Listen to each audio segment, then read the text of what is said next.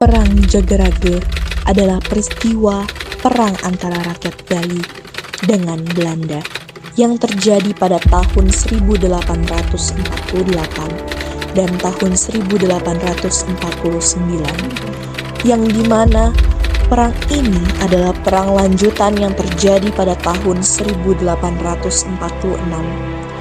Jagarage sendiri adalah nama sebuah desa yang dipakai sebagai pusat pertahanan prajurit Bali dalam perang tersebut.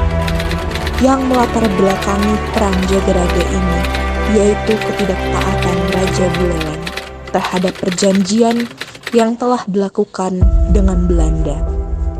Namun, jauh sebelum itu ada suatu hal yang menjadi latar belakang perang ini, yang berkaitan dengan hak tawan karang.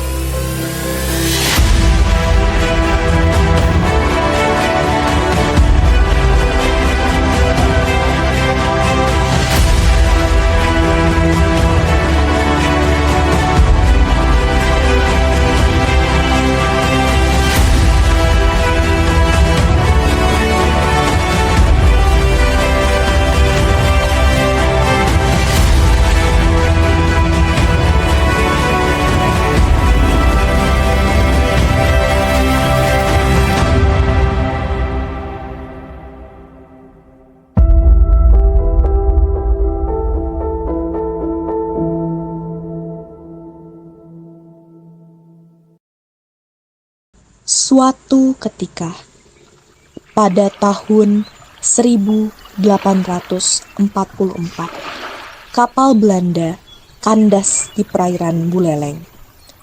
Karena diberlakukannya hukum tawang karang, sehingga kerajaan Buleleng pun menyita kapal tersebut. Isi dan muatannya dirampas.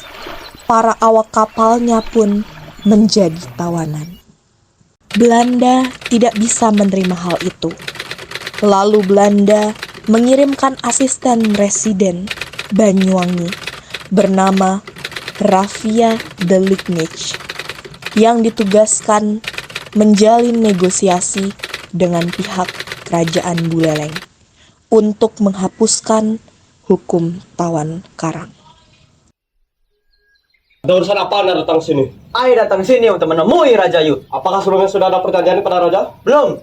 Baiklah, tunggu sebentar. Akan saya sampaikan kehadiran Anda kepada Raja.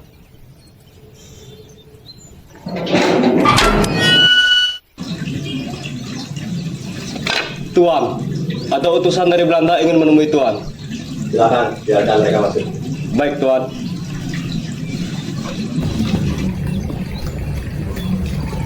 Good morning, tuan-tuan.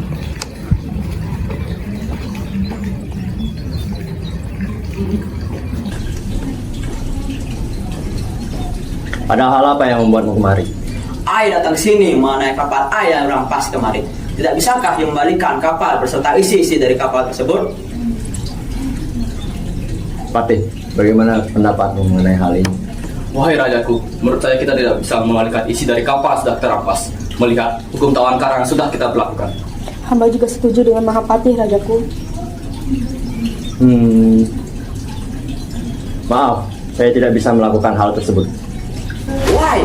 Kenapa tidak bisa? Kau tahu kan jika you tidak membalikan kapal tersebut, you akan berada dalam masalah dengan Belanda. Kemudian saya tidak akan berubah. Kapal-kapal mereka tidak akan saya biarkan. Baiklah, jika itu yang you mau. Tidak saja akibat dari keputusan itu. Silakan pergi.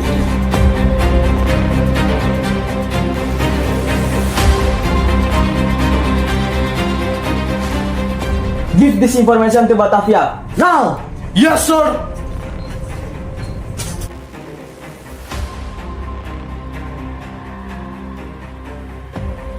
Sorry sir, kita mendapati surat dari sekutu kita yang ada di Bali. Give me that.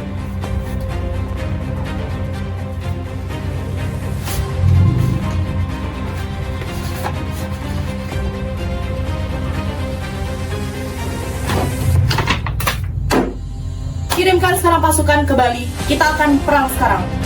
Yes sir. Pada 1846,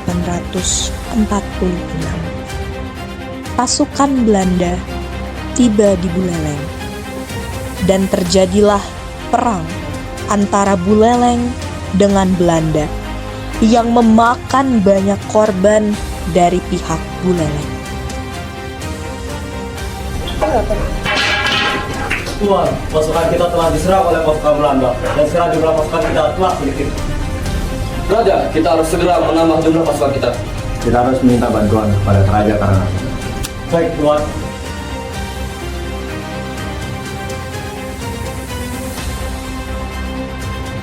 Prajuritku, Iya, Raja. Kirimkan bantuan penjagaan. Sekarang, siap. Baik, Raja.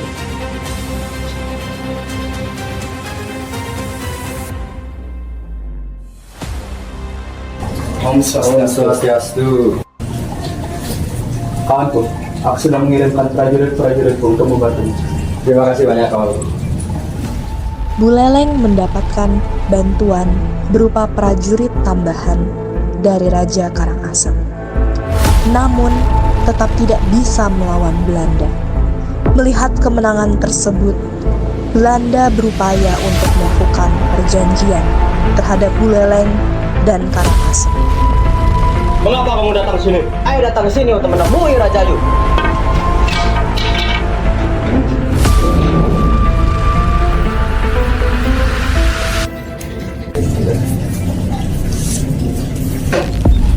Biarkan ya Mas.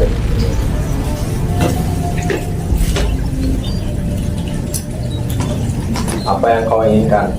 Hahaha. Bagaimana? Yu sudah lihat kan hasil dari keputusan ini. Inilah kekalahan Yu. Tapi perang ini akan kami sudahi. Namun ada syaratnya.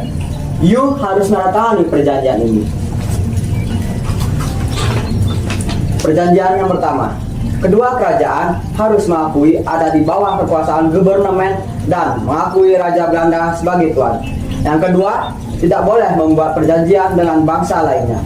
Yang ketiga, segera menghapus peraturan Tawanggaran. Yang keempat, membayar biaya sebesar 300.000 gulden. Raja Buleleng dibebankan 2/3. Sedangkan Raja Karangasem bagaimana?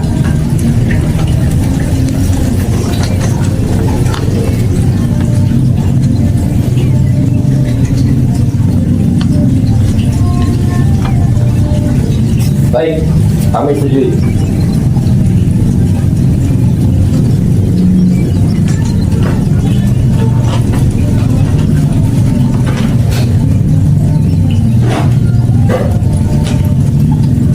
Bravo, bravo.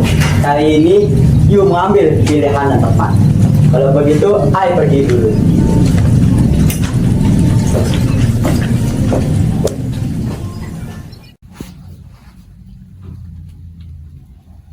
Tuan, ini informasi terbaru mengenai kerajaan Buleleng.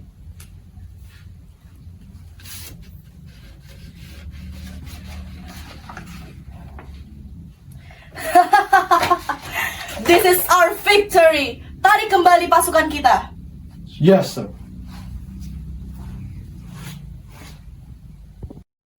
Sesuai dugaanmu, kawan. Pasukan mereka sudah banyak menghilang. Mereka lengah. Lalu, apa rencana kita sekarang? Kita akan mempersiapkan perang yang kedua. Rajaku, aku menyarankan untuk berperang di Jagaraja saja. Karena lokasi di sana sangatlah strategis. Itu akan sangat menguntungkan bagi kita. Ya Rajaku, saya juga setuju dengan Mahapati. Benar juga. Lalu bagaimana rencana Adipati? Oke, jadi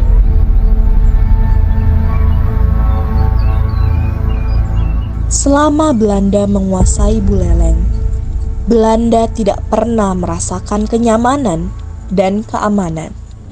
Karena pasukan I Gusti Ketut Jelantik selalu membuat huru-hara di sekitar Buleleng dan Pabean, merampok kapal-kapal Belanda di pelabuhan Pabean, memboikot penjualan bahan-bahan makanan kepada serdadu Belanda. Maaf Tuan, Raja Buleleng dan Raja Karangasem memberontak. Apa yang harus kita lakukan sekarang? Sepertinya mereka belum kapok juga ya. Kirim kembali pasukan-pasukan sekarang. Kita harus memberi pelajaran kepada mereka. Baik, Tuan. Pada tanggal 8 Juni 1848, Belanda melakukan penyerbuan melalui pelabuhan Sangsit dengan kekuatan 22 kapal perang yang dilengkapi dengan meriam. Dalam Perang Jageraga tahun 1848, prajurit Bali dapat mengusir Belanda, yang merupakan kemenangan dari rakyat Bali. Tuan, pasukan kita terkepung. Suruh Michel bersiap. Kita beri mereka pelajaran. Baik, Tuan.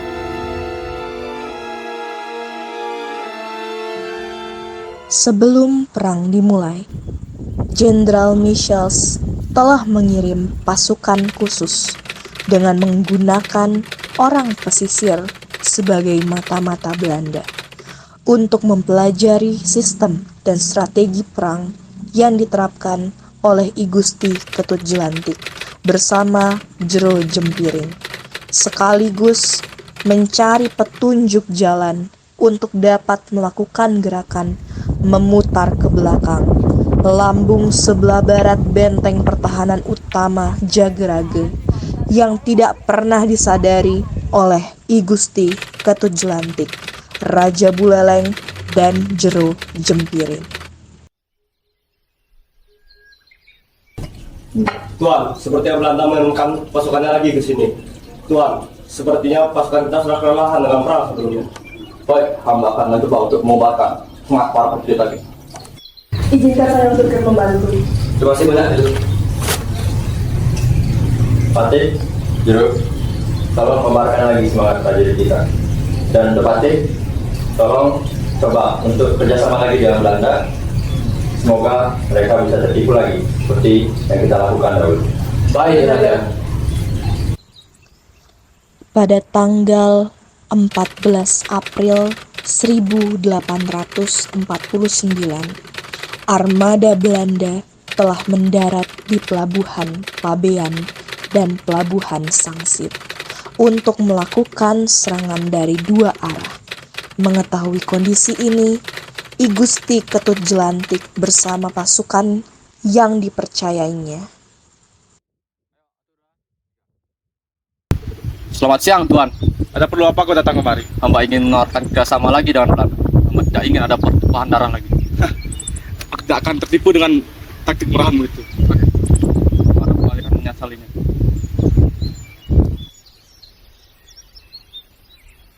Mohon maaf, Raja.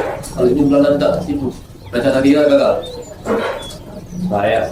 Kita harus menjaga raga untuk melanjutkan perang yang ketiga. Baik, Raja.